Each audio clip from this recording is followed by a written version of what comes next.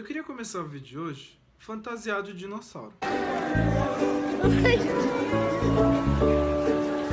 Só que a gente não tem dinheiro pra isso. Então hoje também não tem abertura especial. Por que eu tô fazendo isso?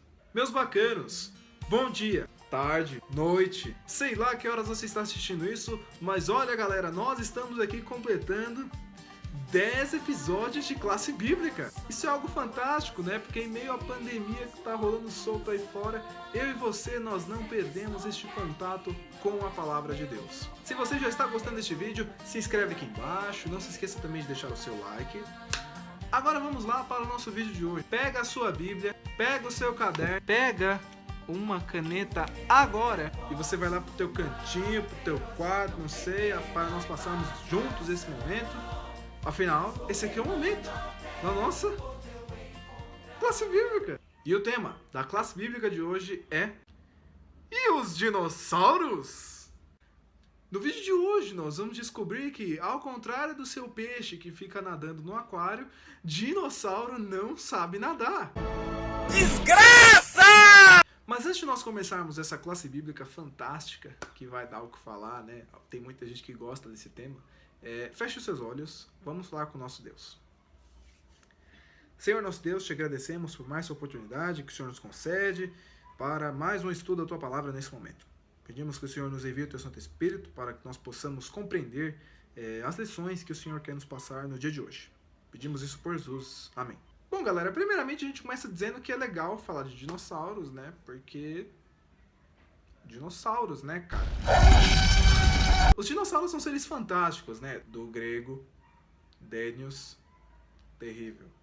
Sauros, lagarto.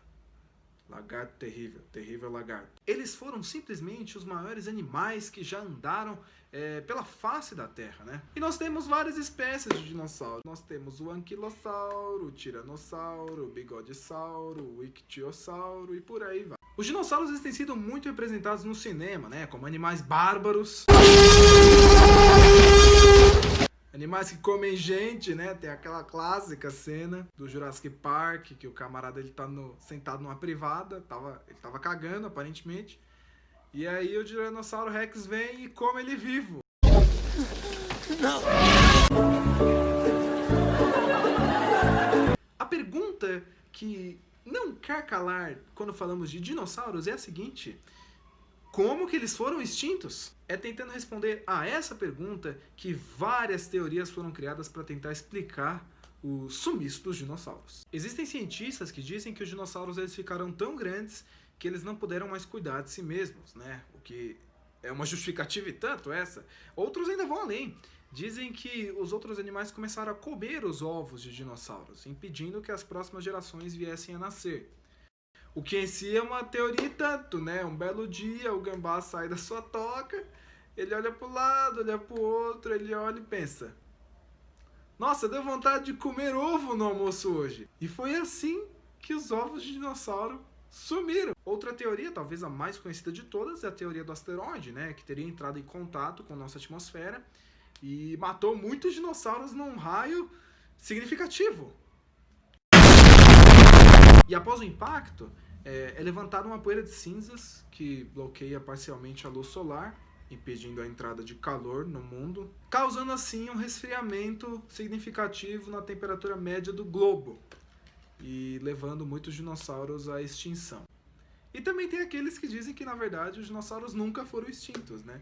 Vamos falar a verdade, gente? Vamos falar a verdade? Vamos falar! O que extinguiu os dinossauros foi o dilúvio. Nós temos base científica suficiente para afirmar um negócio dessas dimensões, a começar pela primeira e mais óbvia evidência, que é o próprio processo de fossilização. Para você encontrar o dinossauro nessas condições aí, como um fóssil, é necessário uma série de condições naturais para que esse processo ocorra.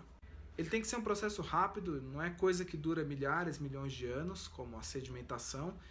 É coisa rápida, de o quê? Horas, dias talvez. E ele envolve o sepultamento de animais vivos e com areia e muita água. Eu pergunto pra você, o que no mundo teria força e poder suficiente para soterrar vários desses animais, maiores que prédios às vezes, numa mesma época geológica e ao longo do mundo inteiro? O que teria esse poder? Cara, tudo aponta para uma tromba d'água. A tromba d'água descrita em Gênesis. Outra evidência que advoga pela extinção dos dinossauros causada pelo dilúvio é a condição em que eles morreram. Quando você vai analisar os ossos desses animais, a posição em que eles se encontram ali no fóssil, tudo indica que eles morreram, passaram seus últimos momentos em agonia. E isso não é um, não é dois, não são três dinossauros, são todos os dinossauros. Que animal não morreria em agonia, sendo afogado, não tendo para onde correr? Além disso, nós temos evidências culturais para a existência do dilúvio.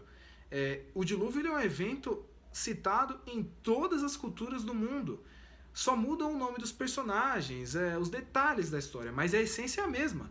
Houve uma grande inundação no mundo, com um barco que salvou as espécies de animais e teve uma família que se salvou. Perceba que nós temos evidências suficientes para acreditar que o dilúvio ele não só existiu, como ele foi responsável pela extinção dos dinossauros. Abra sua Bíblia, por exemplo, lá em 2 Pedro, no capítulo 3, verso 5 e verso 6. Porque deliberadamente esquecem que, de longo tempo, houve céus, bem como terra, a qual surgiu da água e através da água, pela palavra de Deus. Olha só que interessante esse verso 6.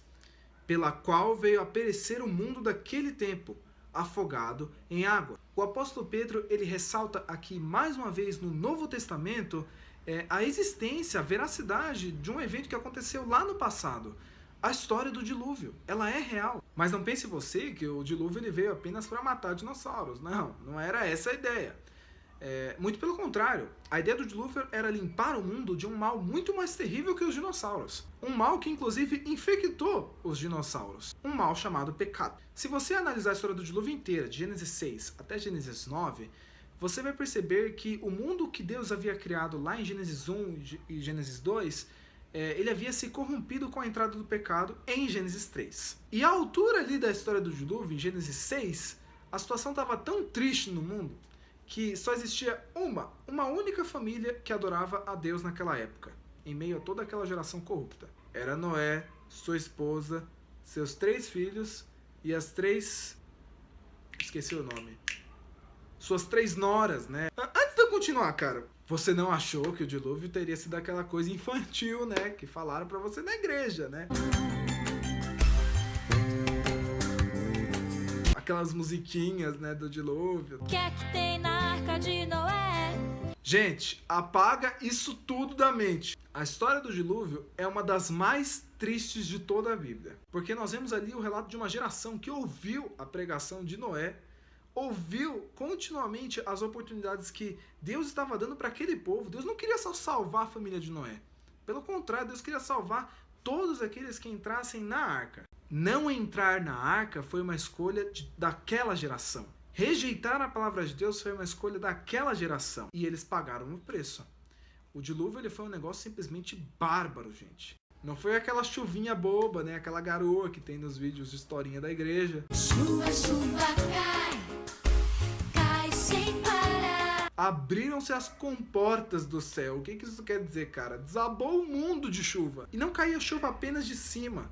A água brotava de baixo, vários geysers d'água levantavam assim, a uma velocidade muito louca, jogando para o alto pedras gigantescas, que quando essas pedras elas caíam de volta no solo, elas faziam estrago. Uma escritora de nossa igreja, a irmã White, ela diz no seu livro Patriarcas e Profetas, comentando o dilúvio, ela diz o seguinte, que o próprio Satanás ele foi forçado por Deus a ficar no meio da confusão dos elementos naturais causado pelo dilúvio. E ela diz o seguinte, que o próprio Satanás temeu a sua existência. O que isso quer dizer? Satanás se borrou de medo. Agora fica aí pra você pensar. Se Satanás ficou com medo, mano. Mas a história do dilúvio, ela não fica presa só no passado.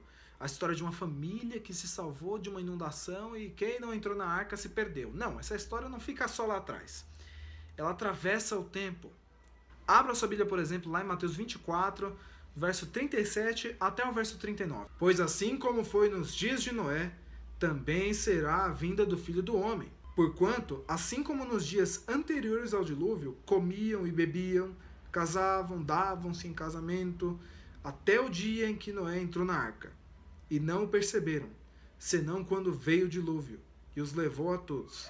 assim será também a vinda do Filho do Homem. Jesus está dizendo aqui, em outras palavras, que quando ele voltar no céu, que é o dia da volta de Jesus, a vinda do Filho do Homem, descrita aí, será um dia desesperador também, como foi o dia do dilúvio. Para aqueles que escolheram estar ao lado de Deus, não há motivo para se preocupar, mas para aqueles que rejeitaram continuamente os seus apelos, todos os dias, através de várias formas, esses sim, eles vão ter do que ficar com medo naquele dia. Sabe, galera, a história do dilúvio, ela é pra gente hoje um tremendo alerta. É um alerta constante para que nós, hoje, entremos na arca enquanto ainda há tempo, que nós possamos hoje decidir pela salvação, por aquele que nos salvou, enquanto ainda há tempo. Os antediluvianos, as pessoas que viveram antes do dilúvio, eles tiveram o seu tempo de escolha. E da mesma forma, eu e você temos hoje esse tempo. As pessoas que morreram lá no dilúvio, elas não morreram por causa de seus pecados, não. Elas morreram porque não entraram na arca. Elas morreram porque não quiseram ser salvas. Elas morreram porque rejeitaram salvação e perdão. Da mesma forma, nenhum de nós naquele dia estará sendo condenado pelos seus próprios pecados. Estaremos sendo condenados pela salvação que nós rejeitamos. Que tal escolhermos hoje, enquanto ainda há tempo, essa salvação? Os fósseis de dinossauros são hoje testemunhas para nós. Que Deus te abençoe, desbravador. Eu queria fazer uma oração com você para nós finalizarmos essa classe bíblica. Feche seus olhos, vamos falar com Deus. Querido Pai que estás nos céus, nós te agradecemos por mais esse estudo que o Senhor nos concedeu da Tua Palavra. Senhor, pedimos a Tua misericórdia sobre cada um de nós. Sabemos que somos pecadores, nós não merecemos essa salvação que o Senhor nos proveu. Mas ajude-nos a aceitarmos esse sacrifício que o Teu Filho fez por nós na cruz. Que o Senhor cuide desse desbravador, cuide dessa desbravadora, cuide de suas famílias também, onde quer que eles estejam, e que o Senhor coloque em nosso coração a cada dia essa vontade de estarmos com o Senhor para sempre nas emoções celestiais. Nos livre de todo mal, pedimos isso por Jesus. Amém. É isso aí, meus bacanos! Essa foi mais uma classe bíblica do nosso Clube Sândalo. Se você gostou do vídeo, deixe o seu like, se inscreva no canal. E o tema da próxima classe bíblica, ele também é uma pergunta. Você tem um bando? Eu achei ofensivo esse título, né? Chamou de animal. Mas eu espero você lá de qualquer forma nesse nosso próximo encontro. Se cuide, fique em casa e até mais.